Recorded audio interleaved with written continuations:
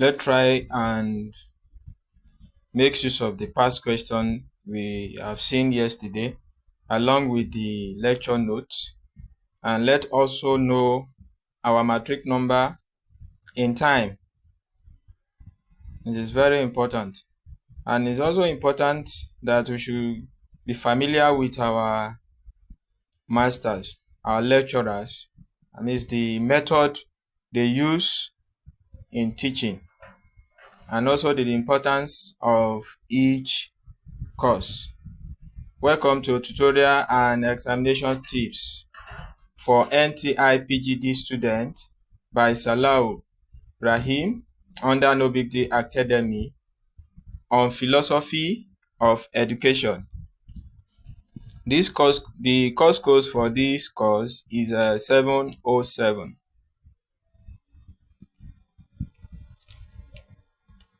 Our objectives, our main goals for organize this thing is to remind ourselves and also to help newcomer to be able to cover all discussed topics before now and practice questions so that it will be able to help us during the examination. Please, I'm just a student like you. I'm still learning also, but I'm just trying to see how I can help my colleagues and also grow my skills along with you people. Thank you. Agenda of this first tutorial is to be able to cover introduction to philosophy of education, modes of philosophy, two senses of philosophy, characteristics of philosophy, philosophy and science, similarities of philosophy and science, and differences between philosophy and science, philosophy of education, and metaphysics and education. So these are all the major topics the lecturer has covered. So let's take it one after the other. The first one in our list here is Introduction to Philosophy of Education. Philosophy of education. When you hear this kind of word, what does it mean to you? I want you to look at this topic. Drop your comment in the comment section and tell me what this topic really means to you. Before we go into the meaning of philosophy or the meaning of philosophy of education, how does this topic related to what we are doing? This topic, it helps us to understand the purpose, the goals and values behind education. When I say purpose, I mean, why do we educate people? That is the question we should ask ourselves, and that is what philosophy taught us. And then when you say goals, that is the specific thing we want education to achieve. What is taking care of these particular two things? It is philosophy. Now, what is philosophy to you or to your education? Then lastly, we may mention of value. Value are the important beliefs or principles that guides how people think, feel, and behave. For example, honesty, respect, and responsibility.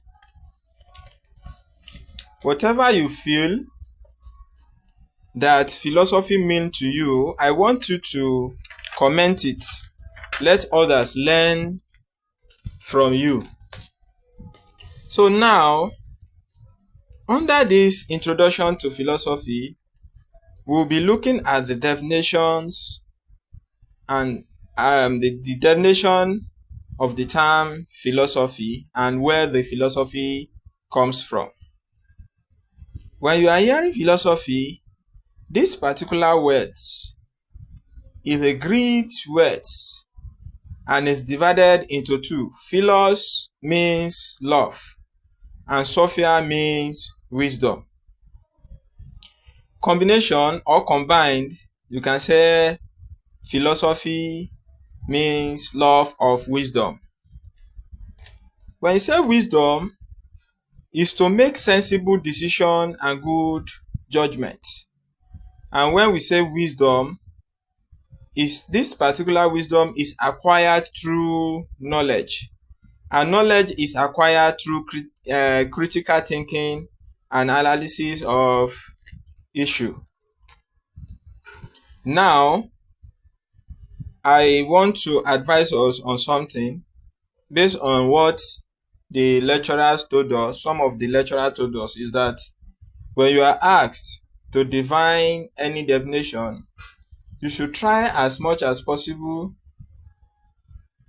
to, or if you are reading any definition, you should try as much as possible to read the one from the textbook and it is cited by author, so that when they are setting question and they mention any author, you'll be able, or you might have covered some of those things by reading authors. So, and again, if they ask you to define something, please let us define as many as we can. If you are able to define 5, fine, define it if it is 3, but don't let us to give one definitions and said we have done something. That is what I just want to tell us concerning definitions.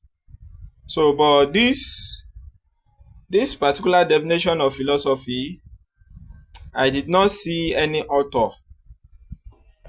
But though, if you have read the definition and you find any author, please comment it so that me too, I will benefit from it. So I will only take 2, or let's say if I can take 3, then we move to the next topic. So the one here is that from the textbook, philosophy is a way of simplifying complex ideas and statements about our experiences in life in order to make sense out of, in brackets, make us understand them. So we have 2 keywords here. It's talking about simplify complex ideas. That is the breaking down of ideas and statements about our experience in lives. Then when you simplify the ideas, then you'll be able to make sense, or it will make us to understand. So that is the work of philosophy, to help us to break the complex ideas of our experience in life, then we'll be able to understand them. Then the second definition is that it is a rational attempt in finding solution to fundamental problems of man. I think this one is self-explanation. Then third, they say is a rational investigation which examines nature and the reasons behind events happening in the world. So this is the 3 definitions I'm going to talk about. We have many definitions. So in exam, I will advise you to know up to 5 definitions so that we can at least get, even though if they are giving 1 mark in this question, we'll be able to have like 5 marks. And if they are giving a half mark, we'll be able to have like 2.5.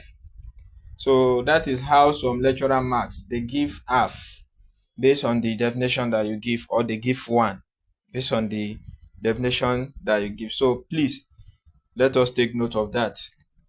Then the next thing here, we'll be talking about the modes of philosophy. when you hear modes of philosophy, what should come to your mind is different way people think and ask questions about life. Different way people think and ask questions about lives. That is what modes of philosophy means. We have three modes of philosophy. We have the speculative, we have the prescriptive, we have the analytics modes of philosophy. So let's take it one after the other. Speculative. When you say speculative, is the mode of philosophy which systematically speculates about and upon all things. This means thinking deeply about big questions like what is the meaning of life, or where did the world come from? Wow. So this particular question now, we keep on speculating in our minds. So that is one way some people think. Have you ever think about the meaning of life or where this life come from? If you have done that before, let me hear from the comment, or let me see from the comment section, so that we can learn from you. You can even give example of what brought that thinking.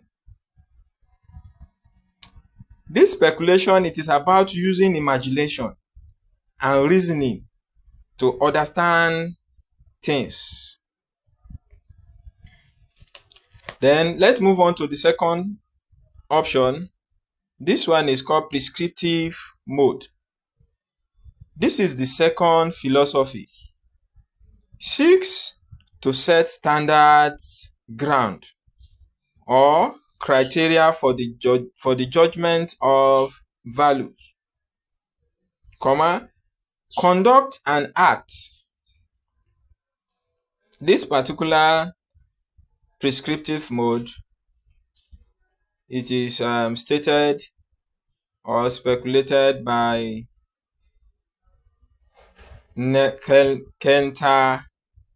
Kenter. The spelling of this Kenter is Knerter, and in the year 1964. So he was among those people that supported this. That's the second philosophy mode. This particular perspective mode, this is about what is right and wrong.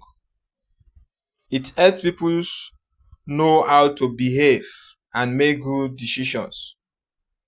For example, it answers questions like, why should we be honest? Or what make good leaders? So all these kind of questions, they are philosophy's questions, which allows us to be able to think deeply. And lastly, on this mode is analytics mode. This is concerned with the meaning of words. It analyzes the meaning of words such as education, learning, intelligence, freedom, authority, etc. This is about breaking down ideas to understand them better. It uses clear thinking and logic to find the truth. It asks, does this idea make sense? And helps remove confusion. So it is philosophy. When talking about philosophy, philosophy helps us to be able to reason, think, and act accordingly to the best way. The next one here that we'll be talking on is the characteristics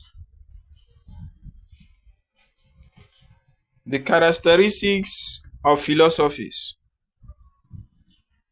When you say characteristics, it means that how philosophies is being characterized, or the quality or the features of philosophies. So philosophy, it is the reliance.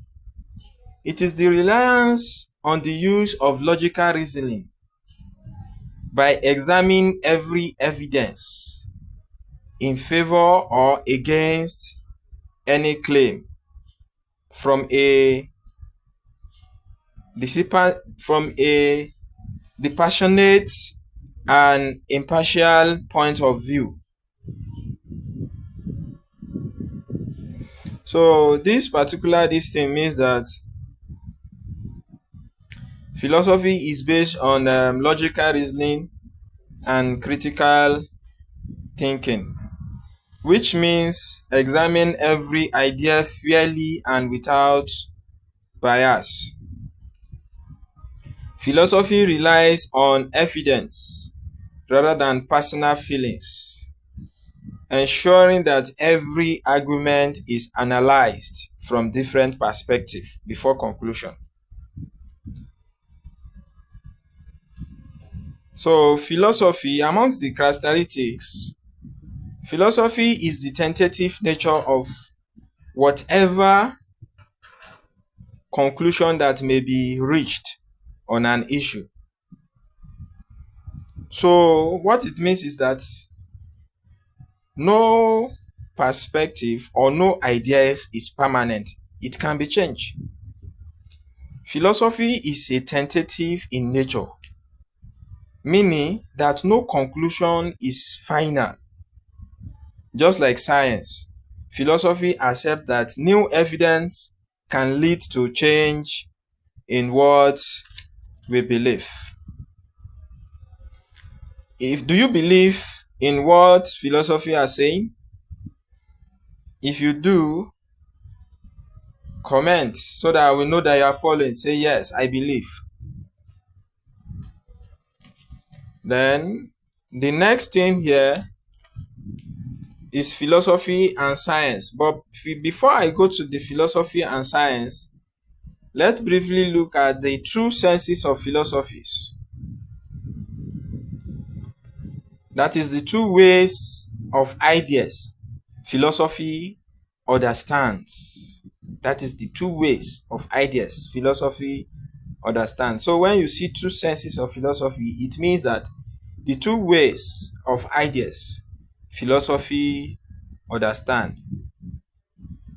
We have number one, common and popular senses. Philosophy understands this. Then number two is professional or technical senses. Philosophy also understands this. So when we say common or popular senses, is equated slightly with theory or reasoning or general objectives. What I mean here is that common senses is said to be the same as big idea or theories. Reasons why things happen or main goals of something is general objectives. Philosophy common sense is used to mean deeper thinking about things, but the meaning is not always exact. You can be thinking of something deeply, that this may be this, but when you carry out, when you use technical senses, it may not be always exact. That is what this is. That is what this means. Like for example, general thinking, we said those people that go to school, they are educated. And why those that does not go, we call them novice or non-educated people. But deep down, when we study them, you will know that it is not like that. Some people, they don't even go to school, but they are very educated. The way they reasoning, the way they do their things is like those that go to school. Then the second sense of philosophy, that is among the two ideas philosophy understands, is that professional or technical sense. So Akinpelu 1981 sees philosophy as an academic discipline in which scholars devote their time and energy. It is categorized by logical, consistent, and systematic thinking, so as to reach conclusions that are sound, coherent, and consistent in their path. So what it means is that when they reason to one idea, they would like to consistently and systematically thinking, even carrying some experiment to be able to reach conclusions and be able to tell people this is what it is. When you do something like this, this is what will happen. When this thing happens, this is what happens. So that is what gives them the proof, because they have already think and carry out the experiment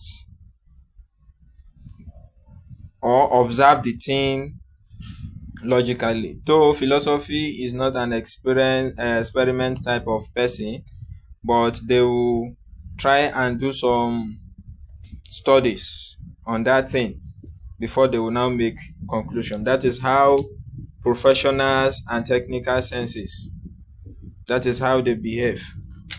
So now we can now go to our philosophy and science. Philosophy and science, that is bringing philosophy into science. Philosophy and science are closely related because both seeks knowledge through reasoning and evidence. Though philosophy focuses on big questions about life, existence, and knowledge, while science studies the physical world using experiments and observations. So you have seen the differences between the science and philosophy. Philosophy, their own is to think, and science, they believe in experiments. But I just observed something. Before you carry out an experiment, something must come out to your mind. Something must come to your mind. So it gives me the sense that everybody philosophize, everybody think. But when you don't take actions on those thinking, it becomes only philosophy. But immediately you carry those actions and you were able to reach conclusion, then I can call it science.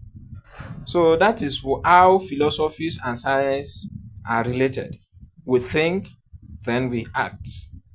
The process of thinking is philosophizing, and the process of carrying out the action is the experiment and is part of science. So moving on, that is the similarities of philosophy and science. Number one similarity is that both are concerned with increasing our understanding of the nature of man and the universe. Number two is that both are skeptical, critical, and constructive. Meaning, both are skeptical. They do not accept things at face. They do not accept things as face value and question belief, assumptions, and so-called truth.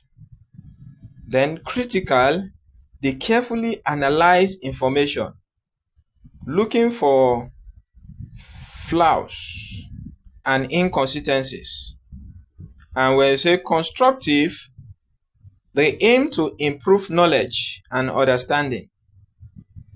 So philosophy and science do not just accept things as they are.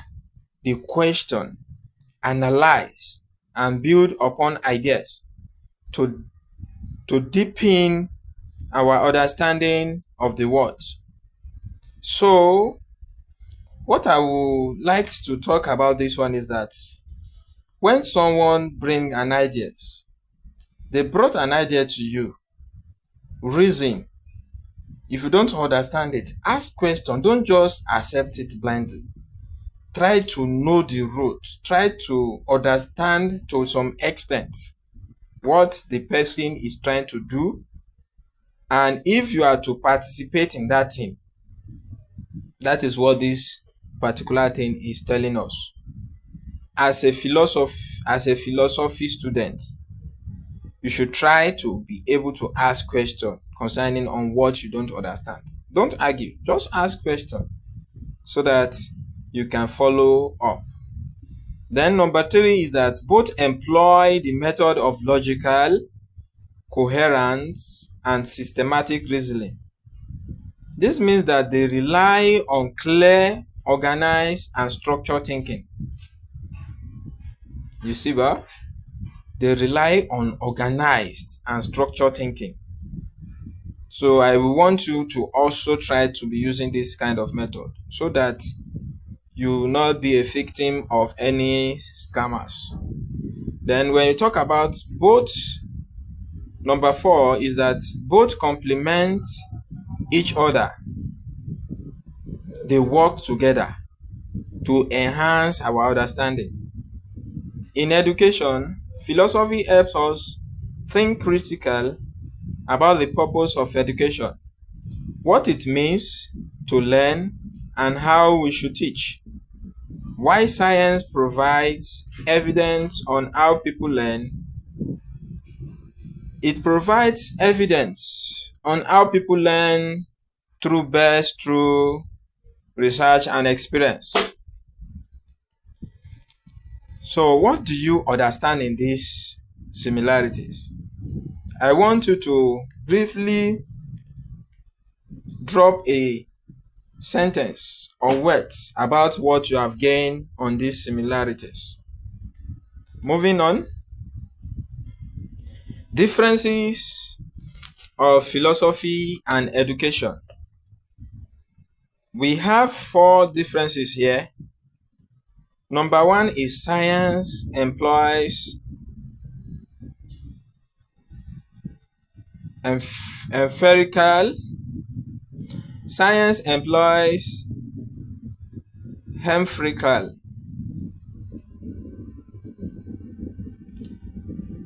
Means observation, description, and experimentation, whereas philosophy employs analytic. That is the method of reasoning only. Science is empirical, philosophy is interpretive. So science employs empirical, that is, they do with observation, they do with description, and they do with experimentation. Why philosophy only do with the method of reasoning? That is one of the difference. Then number 2 is that science produces facts, while philosophy is abstract because it deals with what we don't know. You can only be philosophizing in your mind, but when you put into practice, it becomes science. That is, when you carry out the experiment, it becomes science. Science is concrete because it deals with what we see, what we feel, what we can see and what we can feel, or what we have some degree of knowledge about. Science is narrowed in scope than philosophy. That's number 3. Then number 4, science looks at particular aspect of things, while philosophy is more historical. While philosophy is more holistic. Sorry? Number 4 is that science looks at particular aspect of thing. Philosophy is more holistic. Give me one difference between philosophy and science in the comments so that I will know that you are following. Then, before we go into philosophy and education, before we go into metaphysics and education, let's look at one of the topic that we discussed before that, which is the philosophy of education. We have talked about philosophy of education. I don't know. Maybe we still need this. But let me just quickly take the question that is under here so that we can learn through it. So when you ask philosophy of education, since we have already known the meaning of philosophy, now what is new to us here is education. What is education? Education is a process that starts from birth and ends at death. Have you ever seen someone that said is the most brilliant at all times? Where your knowledge starts or where your knowledge stops, that is where other people's knowledge starts from. Knowledge is something that we can never achieve. Let me just put it that way. We can only achieve some parts of knowledge, but we cannot achieve it all. That way is good. So education is a lifelong journey, not limited to schools. It is the sum total of the culture which a society deliberately give it younger generations. This means passing on values, knowledge, and skills to prepare children for responsible living. It is the process of developing knowledge and ability in learning for personal and societal growth. Education is also the totality of life experience. Do you believe that? Yes. You will continue to learn. If you learn this, they will say, go and learn this. If you finish this, they will go and learn it. You are not done, professor, you collect. You collect. So education, you can't finish it. You keep on collecting. So everything a person learns through life, not just in school, is part of education. So what is philosophy of education? So now my question is, explain the common and technical meanings. Philosophy of education uses philosophical tools to understand and improve education. Common meaning, that is name and view. When they ask them philosophy of education, they say it is based on personal opinions or past school experience. These views are often vague, emotional, and not critically examined. Example is that school should stop focusing only on exams. Education is beyond only exam. So if you believe that education beyond only exam, say yes and tell me your reason. Then let's look at it from this technical meaning, that is professional views of education. It uses critical and philosophical thinking to examine the education system. It asks deep questions, stories. It asks deep questions, studies goals, values, and suggests better alternative. So those people that know that philosophy of education is not just one person, is not based on personal opinion, or maybe you pass through schools. Education is beyond that. So it is based, and those people that are professional, they see education as critical and philosophical thinking to examine the education system. So I want to believe that you understand what I've been saying since. So among the questions that I want to ask is that, why is philosophy of education important in teacher education programs? Mention at least two.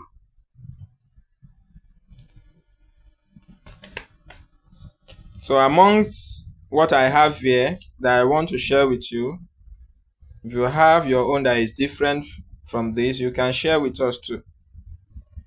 So when they say why, it's the same thing when they say justification for the study of philosophy of education.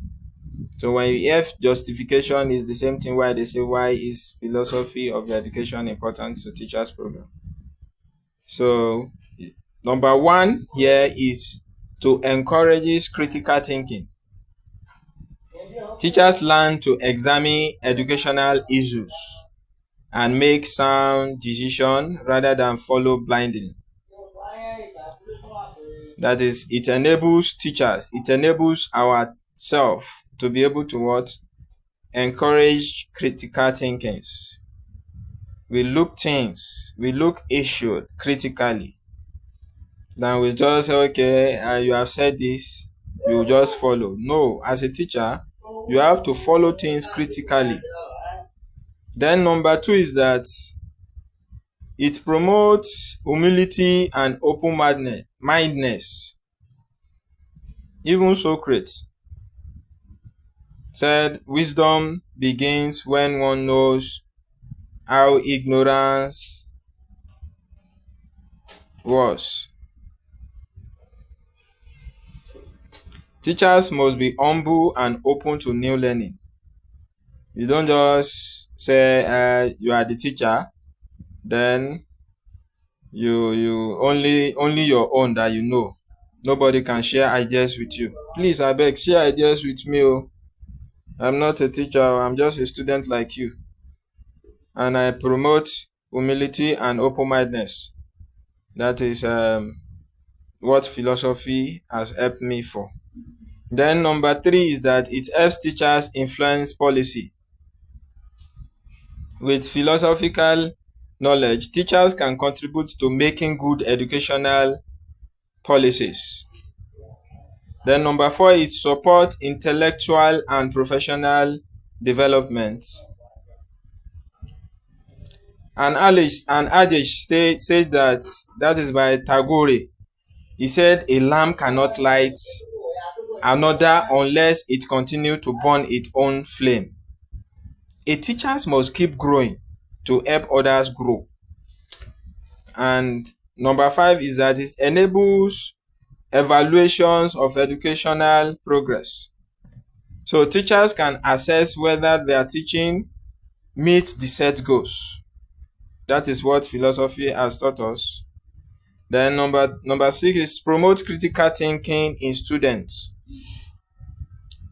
A philosophically trained teacher helps students become self-directed thinkers. So if you pass through philosophy, you should be able to help your students. Then summary of this relationship between philosophy and education is that Philosophy gives the direction, methods, and goals of education. Education puts into action the ideas and values of philosophy. Then number 3, both deals with human development, society, and knowledge. So under this, we come to the concept of educational philosophy. It tries to understand education as a whole. That is one of the concepts. Then it guides educational aims, goals, and policy. Then number 3, it helps to shape what kind of society and what kind of people education should produce. All these things I'm saying is self-explanatory. Just that to listen to it, make notes, and then read over it to it if you have not covered some notes. Then lastly, from our list here is our last lecture, metaphysics and education. The first thing we look at is the definition of metaphysics. What is metaphysics first? Metaphysics is a branch of philosophy that explores questions. Metaphysics is a branch of philosophy that explores questions related to existence, reality, and nature of being and the universe. It seeks to answer questions such as what is the ultimate nature and essence of existence? That is what metaphysics does. They talk about the existence, the realities, and nature of being. Then they also answer a question of what is the nature of man and the world he lives in. Then lastly, the question they also ask, does man have a soul? And again, what happens to it after death? Have you ever think about this kind of question before?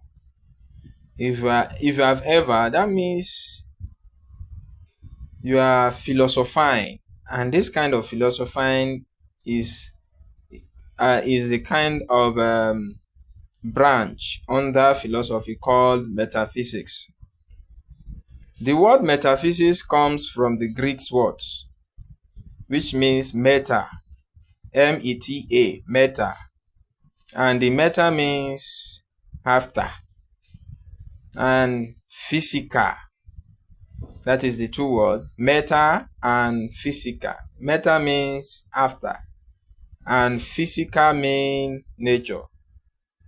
The physica here is P-H-Y-S-I-K-A, physica, which is referring to the study of what comes after nature. So that is the meaning of metaphysics in Greek. That is, what comes after nature. What comes after nature, I beg? So we have another thing here to discuss, which are the basic issues in metaphysics. What are the issues? What are the problems under metaphysics? We have some listed problems, and we are going to explain them along with the list. We have the problem of being. This particular problem answers a question of what is the nature of existence. It's a problem to us. When you start disturbing your brain, asking what is the nature of existence. Is there a necessary being? One that exists by itself? God. You start asking yourself, is there a necessary being? One that exists by itself? Is a problem. Or a contingent being, one that depends on something else. So, those are the kind of problems that comes under the issue of metaphysics. Then another problem is that the problem of substance. What is the underlying essence? or substance that give things their qualities. You start wondering the essence or the substance that give things their quality, their qualities. Why people say color? Why people say size? Where do they get the word color from? You start worrying your head. Oh. That is part of the problem. Or you say, what is the essence, nature of things? Or what allow things to exist in their form? Or you say, I don't want to mention this. Who give the name to God? How do people know that God is God? We will scatter our brain for you. Then another question is that problem of essence and existence. The problem of essence and existence. That is, does essence come before? Does the essence come before existence? Does existence come before essence? Or is it essence, the foundation of existence? Hey. Don't go and be asking this kind of question. You will not sleep tonight. Though.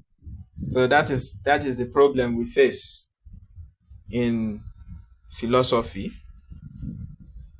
Then another problem here is that the problem of universe.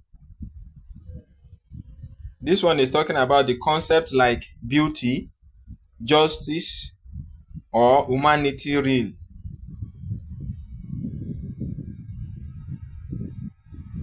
Or all this kind of thing, is it that they just give an idea in our mind? Does it just come to our mind and they will start calling this thing supposed to be justice, this thing supposed to be humanity real, this thing supposed to be beauty? How do you know that this thing is beautiful? That is the problem of universe. The problem of universal, sorry. Then number 5 problem is that the problem of appearance and reality. How do we distinguish between what seems real and what is truly real? How do we know that this particular something is real? How do you know? It's a problem. That is the problem of appearance and reality. If you want to start thinking about how something real, is this thing real? Is this thing a real book? Why do people call it book? Is it real? I don't know. I'm not there. Then, again, we can say the problem of unity and diversity. How do we reconcile the diversity of things with the unity that exists within them? Number 7 is the problem of change and permanence. Do you believe that philosophy believes that nothing is permanent? But do you believe that? And philosophy said anything that is permanent, the only thing that is permanent itself, according to the lecturer, which is more fundamental. So change or permanent, is there anything like that? Let's ask ourselves. Then another problem is that the problem of causality. Does every effect have does every effect has a cause?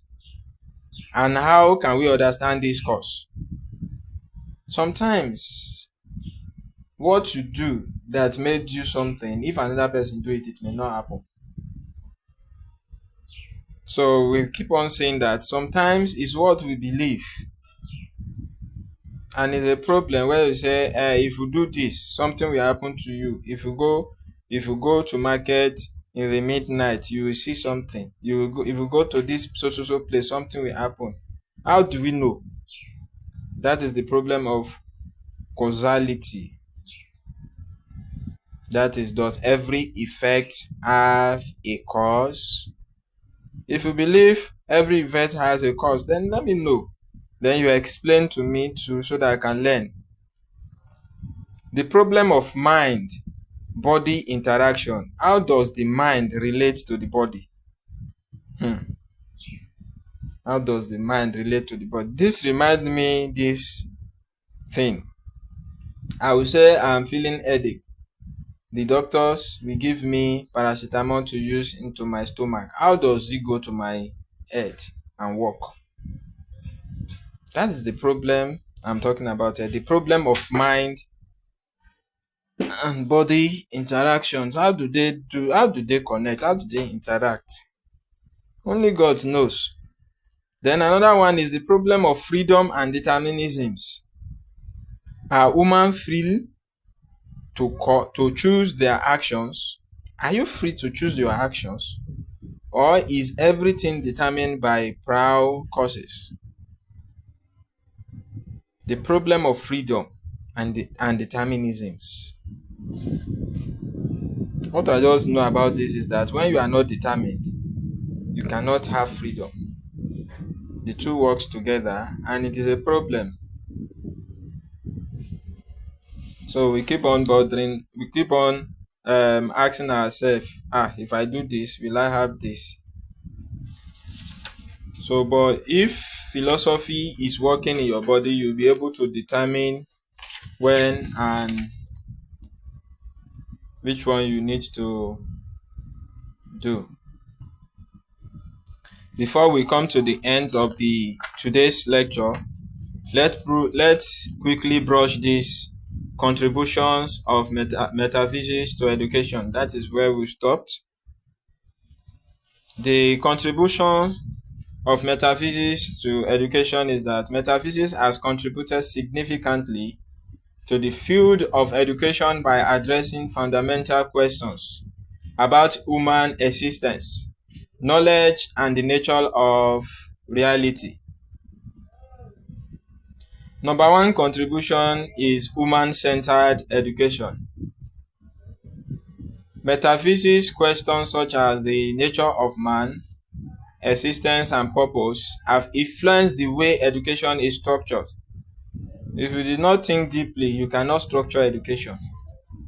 So metaphysics has also helped us in that. Then it helps us in a curriculum development. The metaphysical issue of substance, essence, and reality helps shape the curriculum in education. Number three, education policies and methodologies. The metaphysical concept of human nature influence educational policies, practices, and methodologies. Example, belief about free will versus determinism shapes view.